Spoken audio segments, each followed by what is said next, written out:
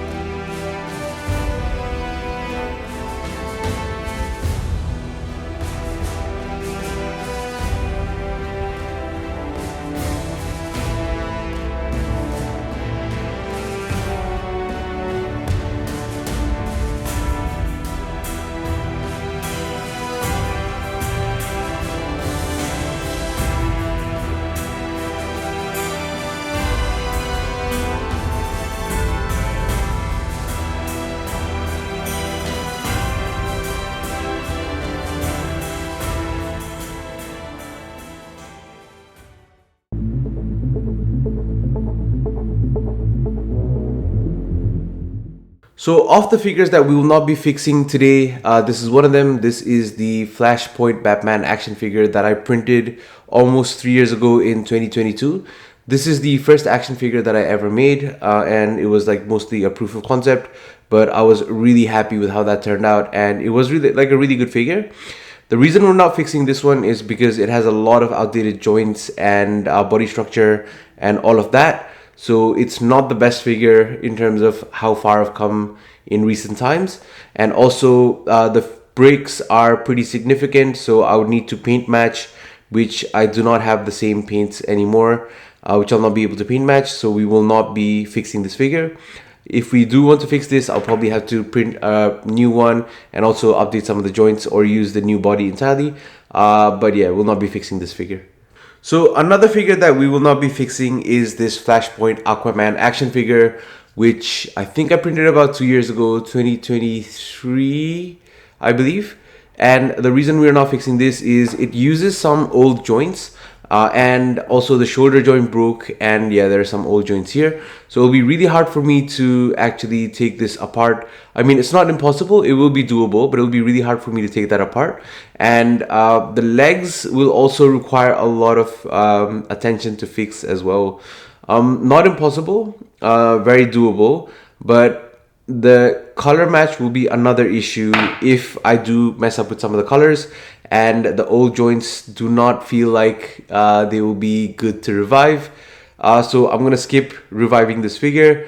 It'll just need a lot of work and I won't be able to do it this time around. So we will maybe reprint this one if we want it in the collection, but for now we're not gonna be fixing this. And the last action figure we will not be fixing as part of this video is this Hal Jordan action figure.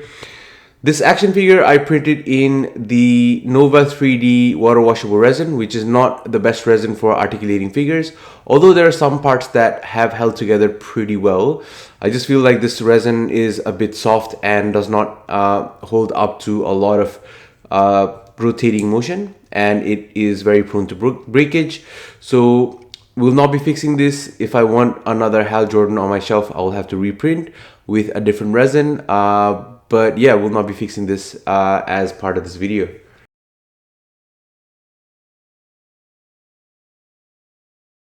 So the first figure we'll be fixing as part of this video will be this John Stewart Green Lantern action figure.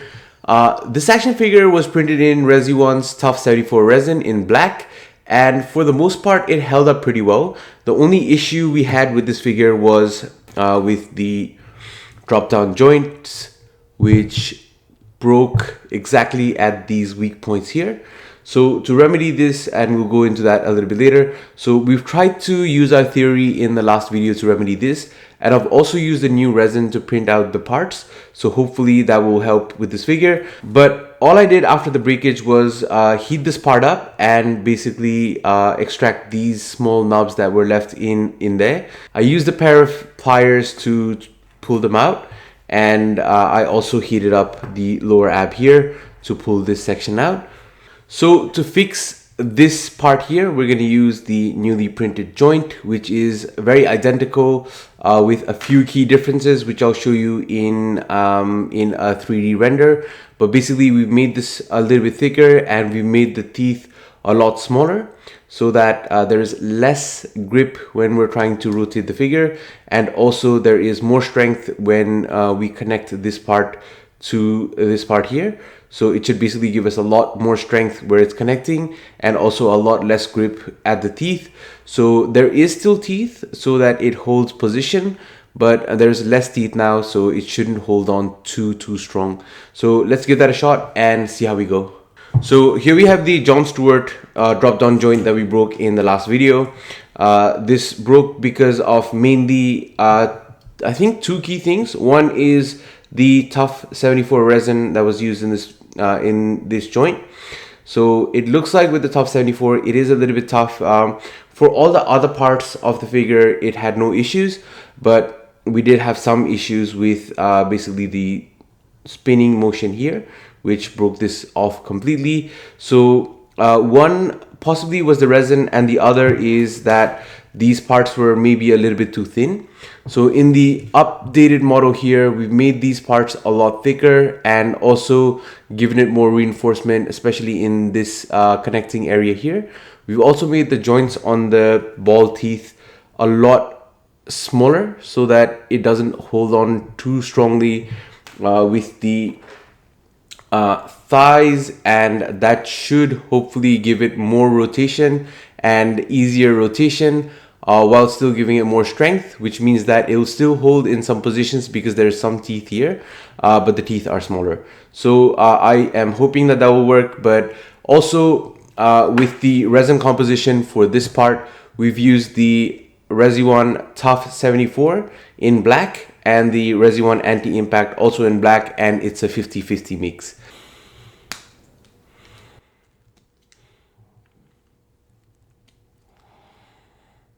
So here we have John Stewart, who I believe is completely fixed. It was a pretty quick fix. I basically just had to plug all of the parts in.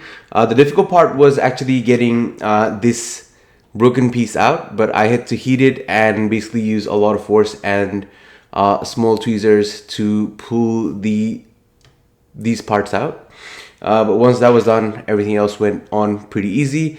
So I think with the hands and legs, with the hands we never had issues, but with the legs they should be far better. There's less resistance because the teeth are a lot smaller as well. There is a drop down happening as well, and yeah, that's completely fixed. So I'll put him in like a really cool pose so we can look at it later. But I think that this is pretty simple, and it's still sturdy and will stand without any issues. And it looks pretty seamless, to be honest, because we've used black parts to replace black parts. And also it is hidden behind a lot of other overlay parts as well. So it does look very seamless. We'll quickly get the hands out of the way so we can quickly test it out. There is a slight bit of drop down and hinge up happening here, which is what we want. The legs can kick up that far forward, and there is no issues whatsoever. There's no resistance. Feels a lot smoother. The grips are a lot smaller, but it's also holding its position everywhere I stop, and he can kick out pretty decently as well. So yeah, that's a good fix, and we will consider that done. Awesome. So next up, we've got the Deathstroke action figure that has the exact same issue that John Stewart had, which is the drop-down joint not being the best. So we've used the same fix, and the figures actually share the exact same drop-down joint. So we're using the same drop-down joint here.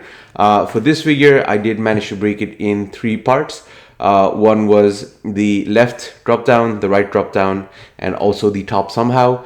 But what I did off screen was heat everything up to get all the parts removed, and now all we're going to do is assemble it back up together. Only issue is I've used black parts, so hopefully it doesn't stand out too much, but because it's going to be hidden under all of these overlays, I think it should be fine. So let's get into assembling.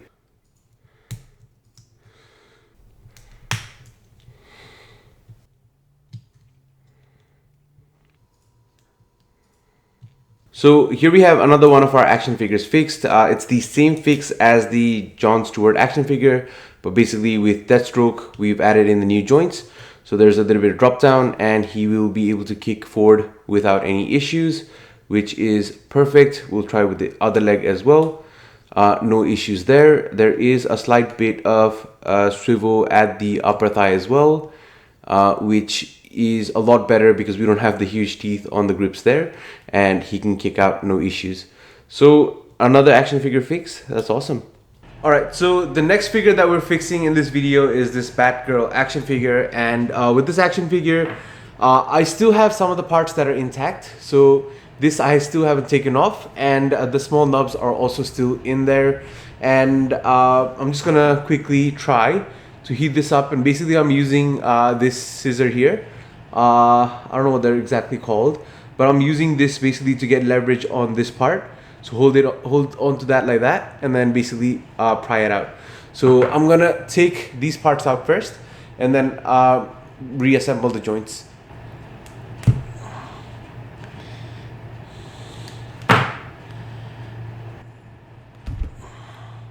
Alright, so hopefully this comes off easy, but this might be a little bit difficult. There we go.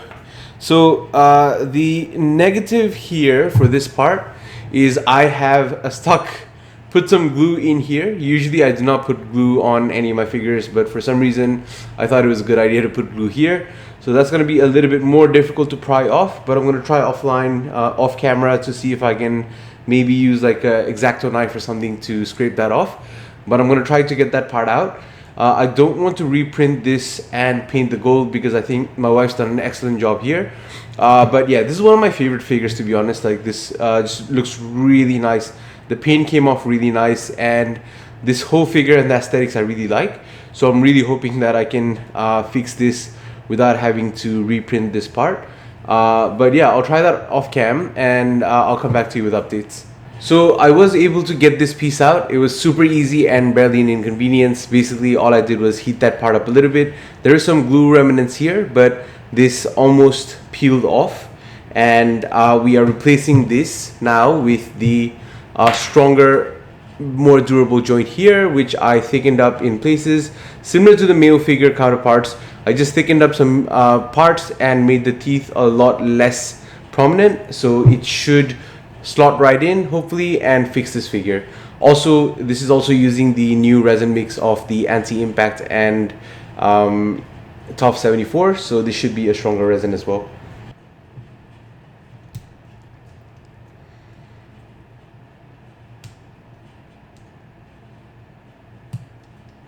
So this Batgirl is definitely one of my favorite figures, and I am very glad that we could fix it. Everything popped in rather nicely, and I think that this should be pretty much fixed. So we'll quickly try to move things around. So with the legs here, they drop down and up slightly, and they can rotate no issues. The teeth being smaller definitely helps. It is grippy where it needs to be, but also allows for pretty easy articulation. So yeah, that looks pretty cool. I think that's done as well. Let's move on to the next figure.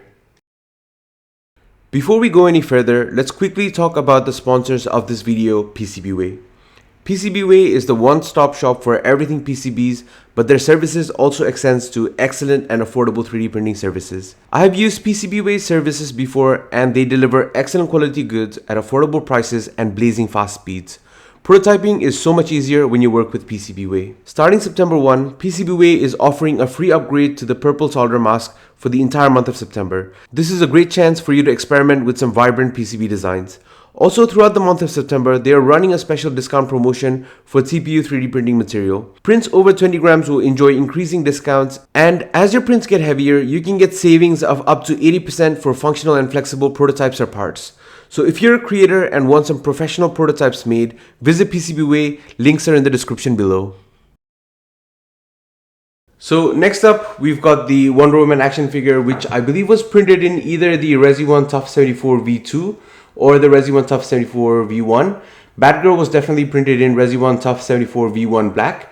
But this figure particularly hurt because we put a lot of effort into this figure. There's a lot of great sculpts going on here. We did so many improvements with this figure. Although with the hair being harsh, there is some scratches at the back here. But I just really was heartbroken when this figure broke because, yeah, it was one of my favorites. Just because of the level of effort I put in for all the sculpting work that I done on this figure, and also all the paint work that my wife did on the figure. Anyway, so similar to Batgirl, this joint broke, but only one side. So this other joint for some reason was working just then.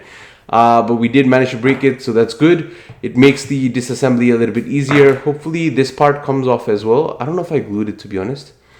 I feel like I did. Alright, so it looks like it's glued as well.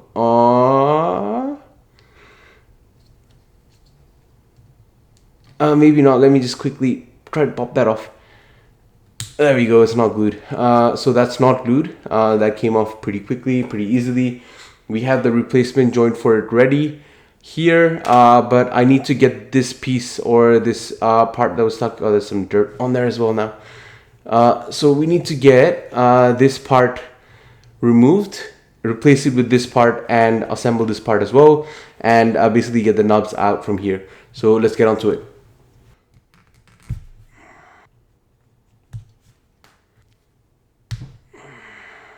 Alright, so luckily we could get this part out pretty easily. It didn't give me too much trouble. I think for this part, we either painted it or used some Posca to get the blacks on the side, because the actual resin we used was definitely gray. But yeah, it is slightly different from the joint that we used for Batgirl. I've got a spare part that I printed out for Batgirl. That's what it looked like. So it's a lot shorter. It's a lot shorter, the Batgirl one, and this one's a lot taller. Plus, this stem is definitely thicker on the Batgirl.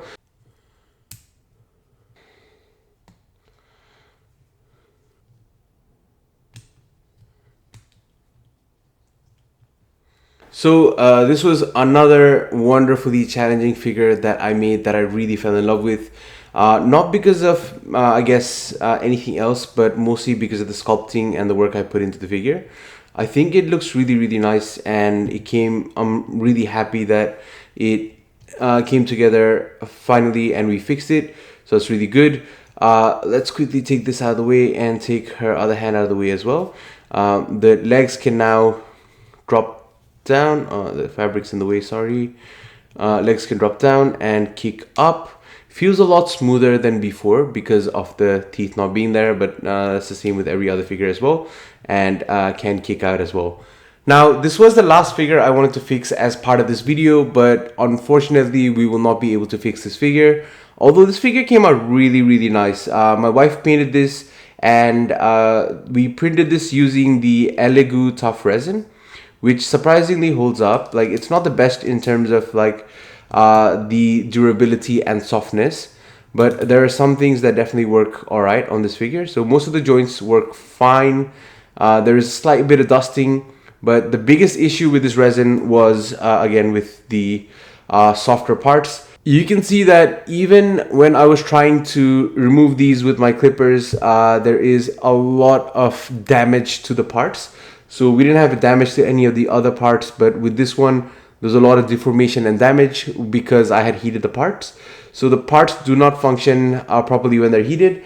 And unfortunately, I was hoping that this was the same joint I used for all of my other figures. But if you look at these two joints here, the ball joint is basically different sizes. So the one that goes on Invincible is a lot smaller, and the normal joint that I'm using is a little bit bigger. So yeah, it will not work. So I'll probably have to redo this for another video.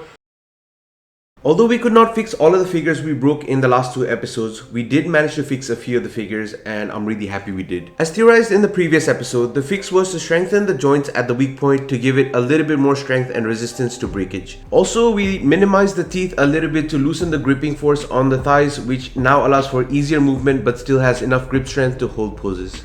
My key learnings from these last 3 episodes are that printing fully functional and lasting resin figures is definitely a reality and very feasible. With the resins and technology we have today, and with everything evolving, it will just get better and better over time. So I had over-engineered some joints for problems that did not really occur, like adding excessively large teeth for grip strength so that there wasn't any loosening, but it was just me trying to solve something that wasn't even a problem.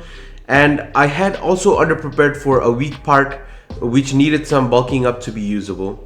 For the most part, I'm glad that we did this experiment despite having to break a few figures in the process.